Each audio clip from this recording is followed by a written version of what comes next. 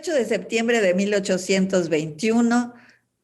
deja de existir la Nueva España y surge el Imperio Mexicano. Con esto arranca una nueva historia y termina un largo capítulo de guerra que comenzó con la crisis de los imperios ibéricos y marcadamente a raíz de la invasión española de la península, que tuvo sus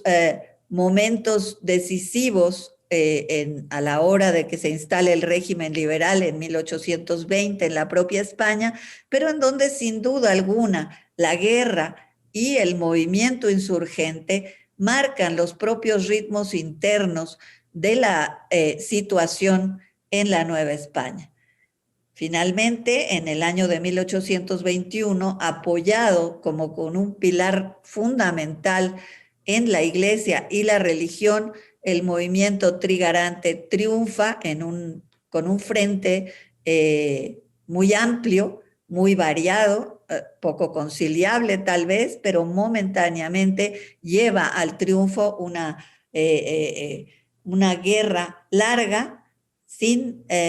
necesidad de extremar cuestiones de violencia. Una situación bastante excepcional como término de una guerra que todavía deja muchas interrogantes en la forma en que habrá de mantenerse la relación con la antigua metrópoli, las formas que habrán de seguirse para continuar con las prerrogativas que ésta tenía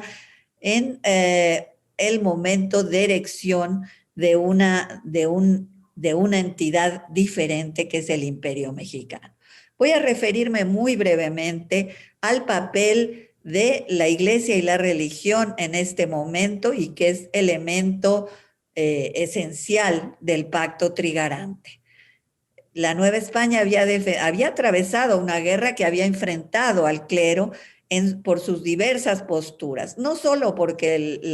las miradas de los eclesiásticos eran distintas, sus formaciones y las discusiones al interior de los temas de religión eran muy ricas y variadas, sino porque literalmente había habido un enfrentamiento y la Iglesia había quedado atravesada por la propia guerra de manera muy dramática. No obstante, a pesar de haber sido el movimiento emancipador o el movimiento liderado por Hidalgo, haber levantado a la religión como una de sus principales banderas. Lo que consigue en el momento de Iturbide las grandes adhesiones y en adelante también, pues será justamente la preservación de los fueros, en concreto del fuero eclesiástico que a lo largo de la lucha de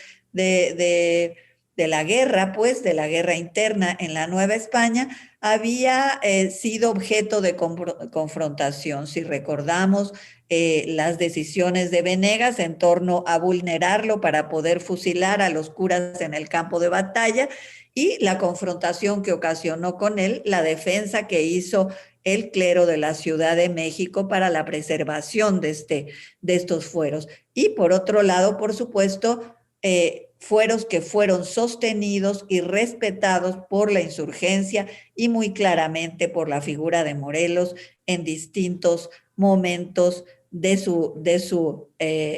movilización y de su asentamiento, sobre todo en algunas capitales importantes, como es el caso de Oaxaca. Entonces, esta consigna, sin duda alguna, resolverá en gran medida y acercará hacia una unidad del clero y se sumará también, por supuesto, al respeto a la religión católica sin tolerancia de ninguna otra. Estas serán banderas del movimiento trigarante, aun cuando este movimiento sostendrá también otras relacionadas a la igualdad, a la división de poderes y a la libertad, por supuesto, y la independencia. Yo creo que uno de los grandes desafíos para el estudio del momento de 1821, el plantearse ahora de frente el tema de la difícil construcción de la nación y del Estado Nacional, que es finalmente lo que estamos celebrando en 1821. Más que a Hidalgo o a Iturbide, estamos realmente recordando el inicio de un difícil camino en el cual la Iglesia y la religiosidad jugarán un tema central. Y particularmente un tema central para debates muy ricos a lo largo de la década de 1820, en un momento en el cual la colecta del diezmo ha quedado desarticulada, en un momento en que la relación con Roma, en la medida que en que no se ratifiquen los tratados de Córdoba, en que la oposición de la metrópoli se haga más grande, pues sin duda alguna el cobijo que le va a dar la Santa Alianza, el cobijo que habrá para todo esto impedirá y dificultará enormemente la con la relación con Roma. Entonces, la discusión sobre el patronato, la discusión sobre la posición de la Iglesia hará que también en espacios que van a venir a relevar en un momento dado también ante la ausencia de los obispos que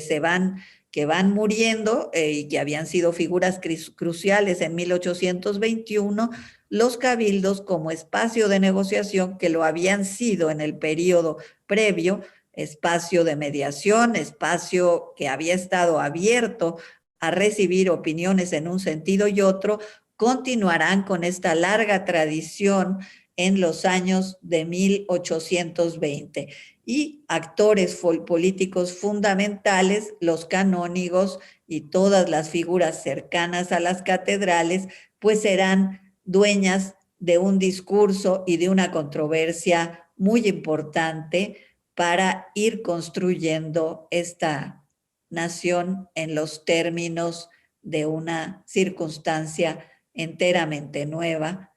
y sin duda alguna con un tema central que es el tema de la iglesia y de la religiosidad.